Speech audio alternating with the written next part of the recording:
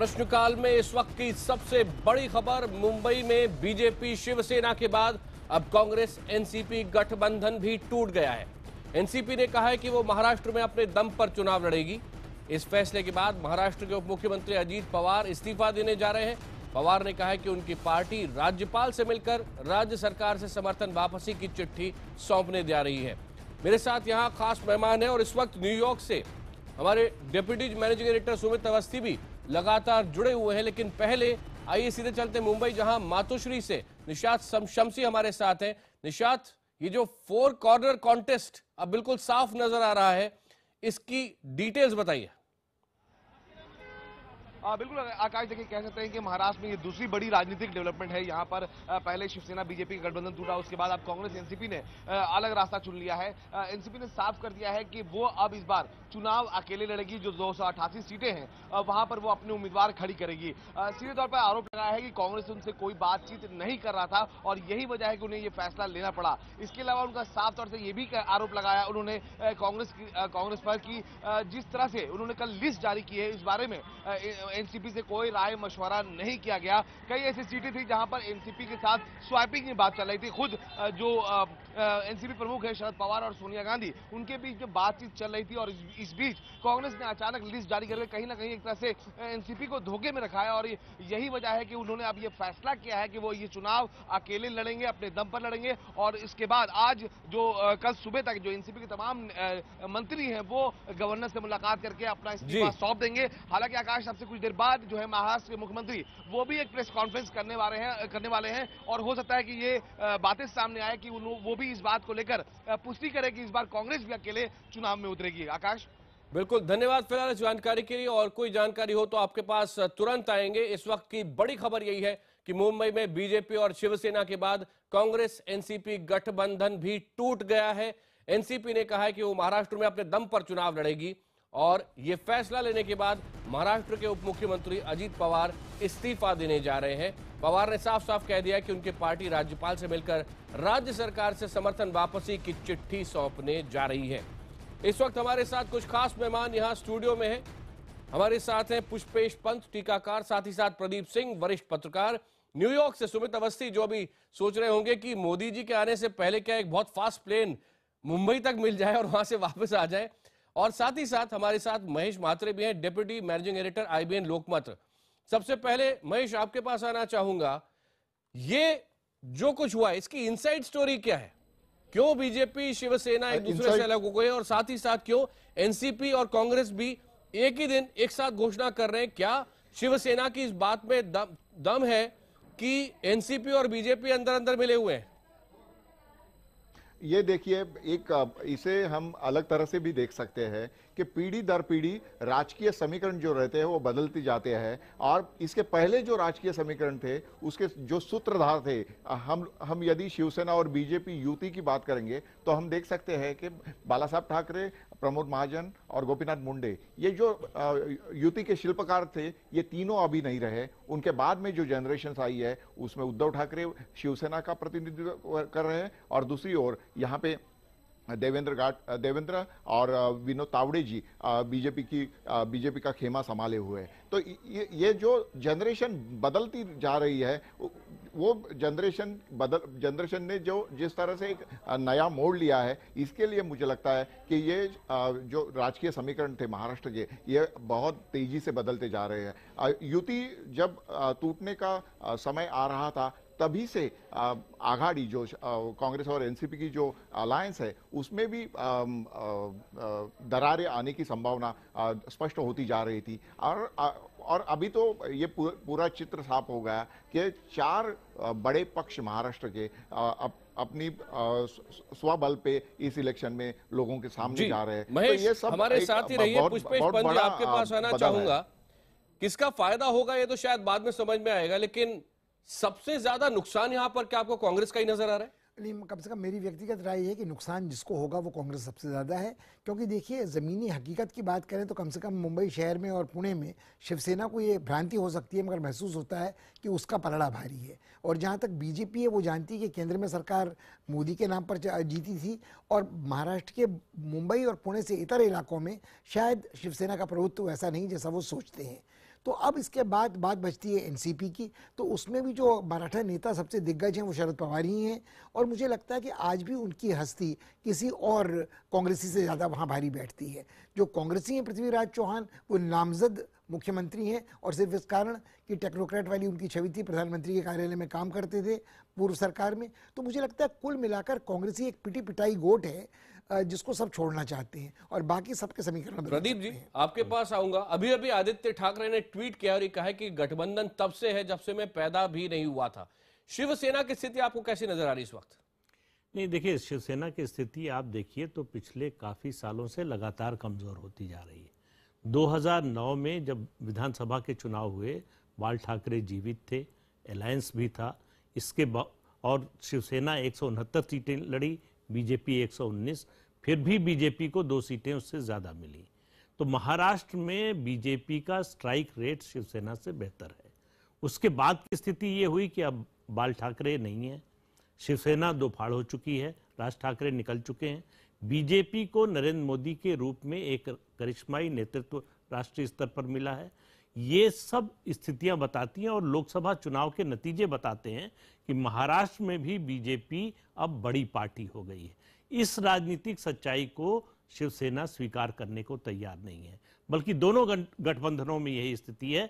उधर स्थिति यह है कि एनसीपी की ताकत आज की तारीख में कांग्रेस से ज्यादा है, लेकिन कांग्रेस अपना 1 नंबर का गठबंधन में जो रुतबा है उसको बनाए रखने के लिए बराबरी पर भी लाने को तैयार नहीं है। एनसीपी को बड़ी पार्टी मानना तो दूर की बात है। प्रदीप जी हमारे साथ ही रहिए। अब चलते हैं न्यूयॉर्क। सुमित, दिल्ली में आज प्रधानमंत्री मेक इन इंडिया कैंपेन चला रहे थे। मुंबई में 2 ब्रेकअप हो गए, 2 अलायंसेस की 4 पार्टियां हो गई हैं। न्यूयॉर्क से बड़ी तस्वीर कैसी नजर आ रही है?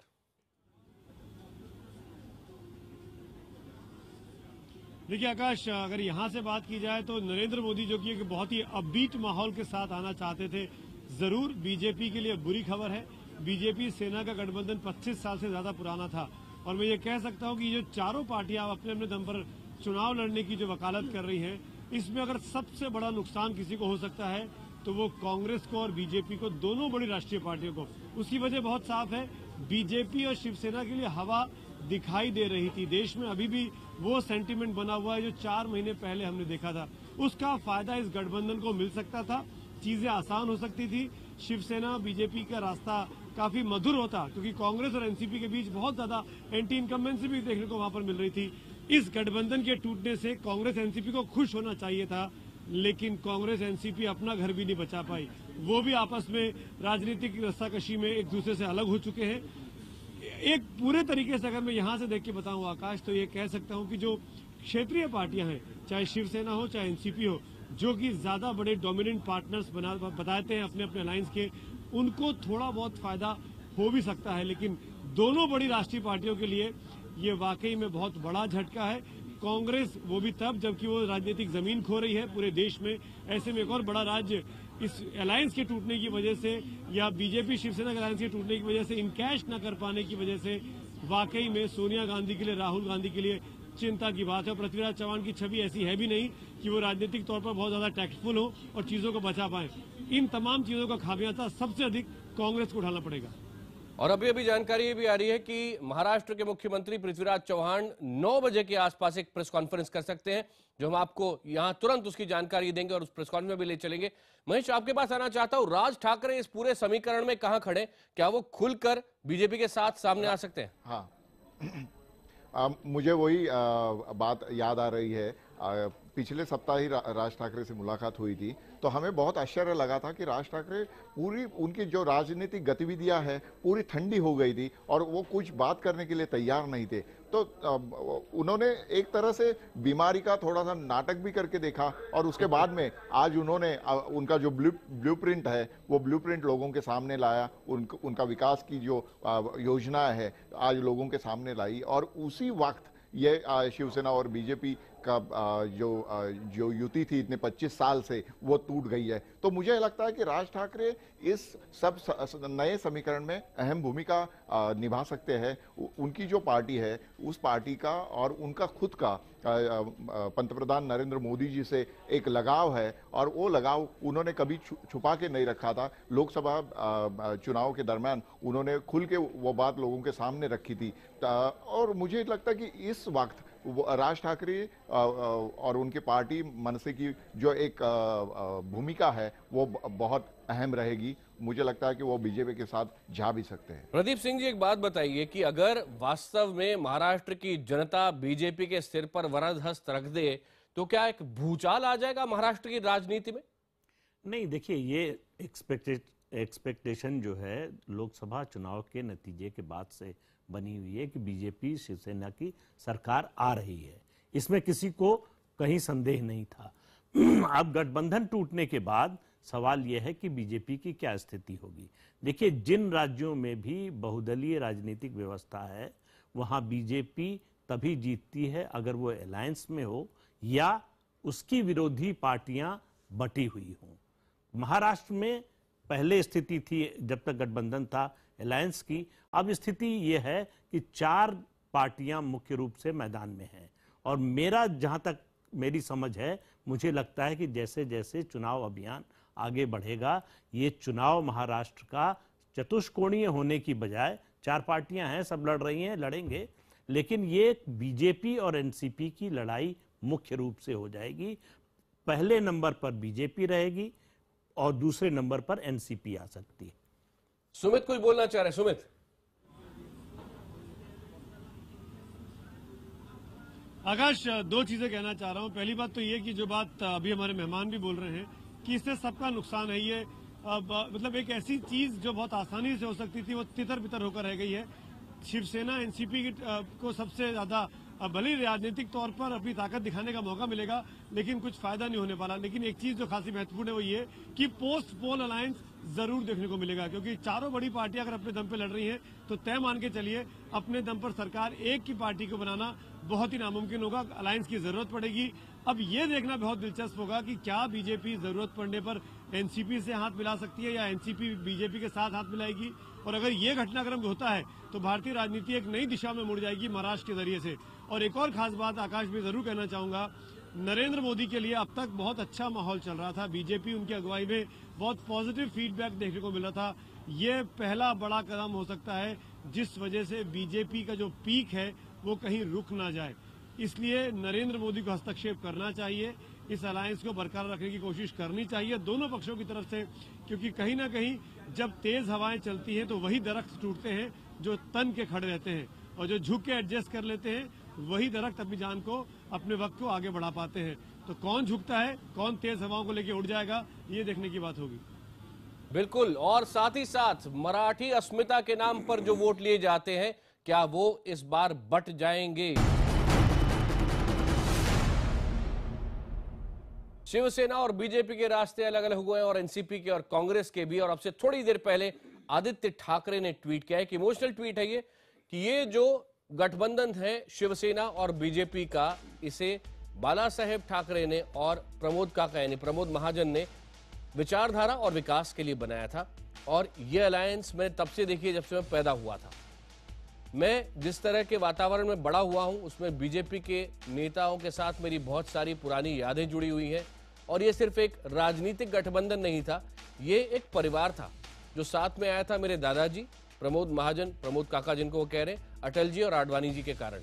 और साथ ही साथ आगे वो कहते हैं आदित्य ठाकरे की जो छोटा सा बच्चा है मेरे अंदर, उसने हमेशा से यही देखा है, कई चुनौतियों का सामना हमने किया, लेकिन मिलकर किया।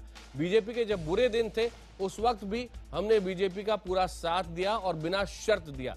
पिछले 5 दिन से मैंने इस पर कोई कमेंट नहीं की, लेकिन कुछ महाराष्ट्र बीजेपी के नेताओं के लिए मेरी उम्र ज्यादा महत्वपूर्ण थी, बजाय इसके कि मैं पूरे गठबंधन को साथ देखना चाहता था। प्रदीप सिंह जी, आपके पास आना चाहूंगा, ये जो इमोशनल ट्वीट किया है, ये इमोशनल ट्वीट इसमें कहीं ना कहीं ये भी है कि शिवसेना को इस बात का आभास है कि बहुत बड़ा नुकसान उनका हो सकता है। वो तो है ही, लेकिन देखिए एक कोशिश शिवसेना की ये भी होगी लोगों में ये बात पहुंचाने की कि हम तो अलायंस चाहते थे, बीजेपी ने तोड़ दिया। बीजेपी की सत्ता की महत्वाकांक्षा बढ़ गई है, केंद्र में सत्ता आने के बाद सत्ता का गुरूर हो गया है। इस वजह से इतने पुराने गठबंधन को बीजेपी ने तोड़ दिया और इस नाम पर सहानुभूति बटोरने की कोशिश शिवसेना करेगी। लेकिन जो राजनीतिक सच्चाई है, जमीन पर जो स्थिति है, वो इसके बिल्कुल उलट है। जिस तरह का मैंडेट एक काम करते हैं ना, बीजेपी से समझ लेते हैं। शाइना एनसी अभी हमारे साथ जुड़ गई है मुंबई से। शाइना, शिवसेना का कहना है, आदित्य ठाकरे ने ट्वीट भी किया है, जिसका संकेत कुछ इस तरह का है कि बीजेपी में गुरूर है और ये अति आत्मविश्वास है बीजेपी का। देखिए, मैं यही कहना चाहती हूँ कि क्या भारतीय जनता पार्टी को ये गठबंधन चाहिए था? स्वाभाविक रूप से चाहिए था, क्योंकि 22 दिन से चर्चा चालू थी। आदित्य ठाकरे खुद मेरे बहुत ही घनिष्ठ मित्र है, तो मैं उनके ट्वीट के प्रति कुछ नहीं कहना चाहती हूँ। लेकिन मैं ज़रूर कहना चाहती हूँ कि जब एक डेडलॉक की परिस्थिति उठती है, जहाँ आप देखते हो कि आप कोई रेजोल्यूशन नहीं निकाल सकते हैं या कोई सल्यूशन पे नहीं उतर सकते हैं, तो आपके पास दो उपाय हैं। एक कि आप कहे कि हमने बहुत प्रयास किया है और अभी छोड़ देते हैं, और दूसरा जो है ये प्रयत्न करना कि सबसे पहले हम फॉर्म फिलिंग, क्योंकि 2 दिन बचे हैं, और दूसरी बात, कोई नकारात्मक राजनीति न करें, सकारात्मक रूप से लोगों के सामने जाएं और लोगों से विनती करें कि आप वोट कीजिए तो प्रगति के लिए, वोट कीजिए तो नेतृत्व के लिए, और वोट करें तो स्थिरता के लिए। एक छोटा सा प्रश्न आपसे, क्या आरपीआई आपके साथ आ रही है? बातचीत जारी है? क्योंकि आप कह रहे हैं बाकी 3 छोटे दल आपके साथ हैं, आरपीआई का क्या? देखिए, ये जवाब हमारे केंद्रीय नेतृत्व और राष्ट्रीय नेतृत्व आपको देंगे। अगले 2 दिन में सबसे पहले ये है कि हमारे सभी कैंडिडेट्स अपने नॉमिनेशंस भर दें। लोग समझ लें कि जो आप केंद्र में एक स्थिर सरकार चाहते हैं, वैसे ही आप चाहते हैं प्रदेश में।